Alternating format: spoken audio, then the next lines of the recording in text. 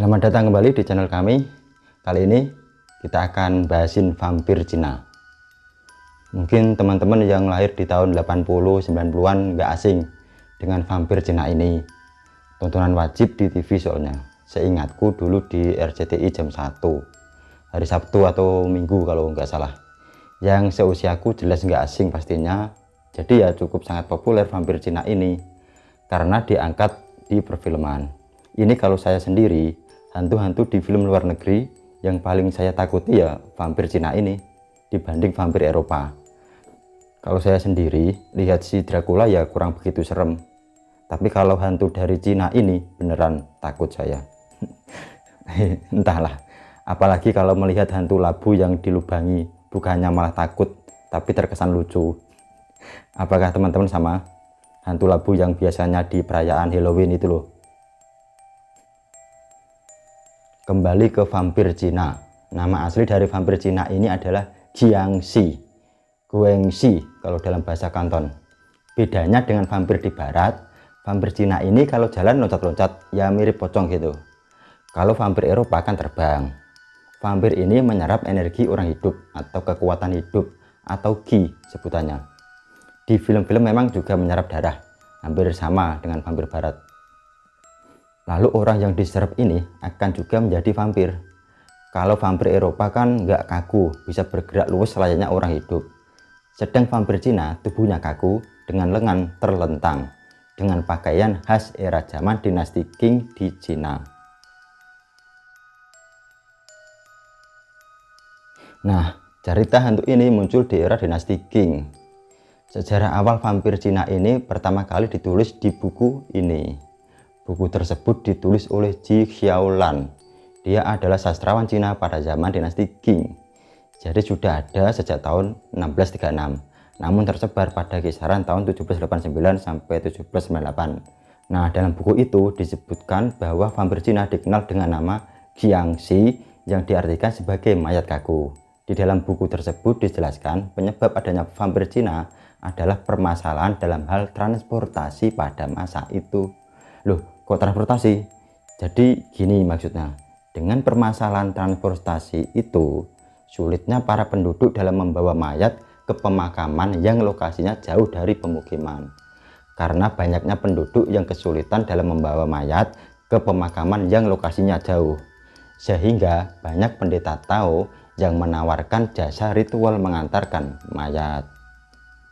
Jadi dilakukan dengan cara mengikat pergelangan kaki dan lutut mayat, kemudian tangan mayat dipaksa untuk dikedepankan layaknya seperti film-film vampir.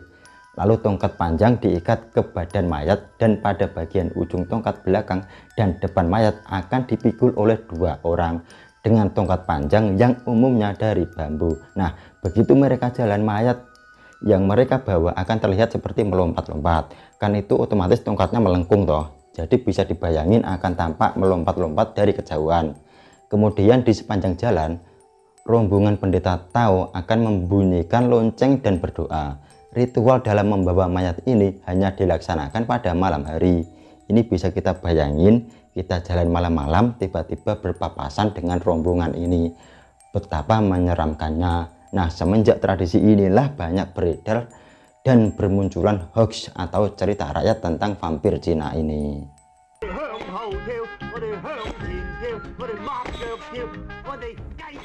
Ini kalau membaca artikel di CNN, berdasarkan mitologi Cina atau cerita rakyat Cina, kisah Jiangxi ini sudah dimulai lebih dari 2000 tahun lalu.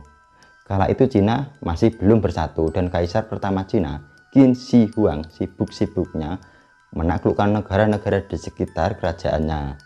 Proses penaklukan itu membuat banyak prajurit bepergian jauh dari rumah. Lalu banyak dari mereka tewas dalam pertempuran. Sayangnya dari pihak keluarga tak mampu membawa pulang jenazah para prajurit itu.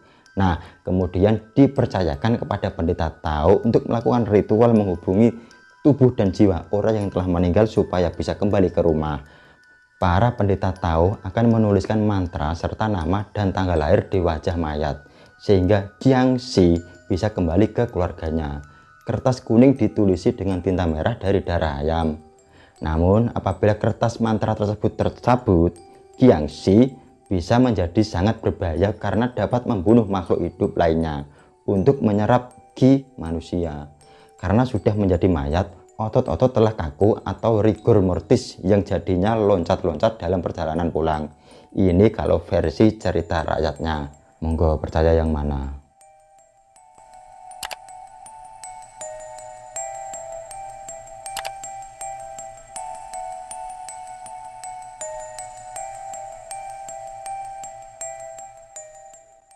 Kepopuleran hantu ini karena diangkat di banyak perfilman Cina.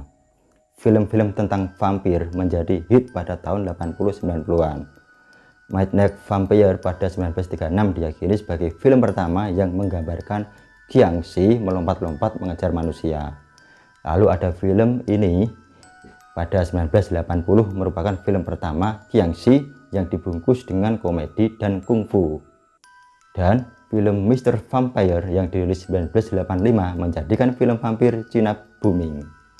Dengan bergenre komedi horor, kejar-kejaran antara vampir dan manusia membuat tren vampir Cina meledak selama dekade 80-an. Kesuksesan tersebut akhirnya menghasilkan 4 sequel setelahnya hingga 1992.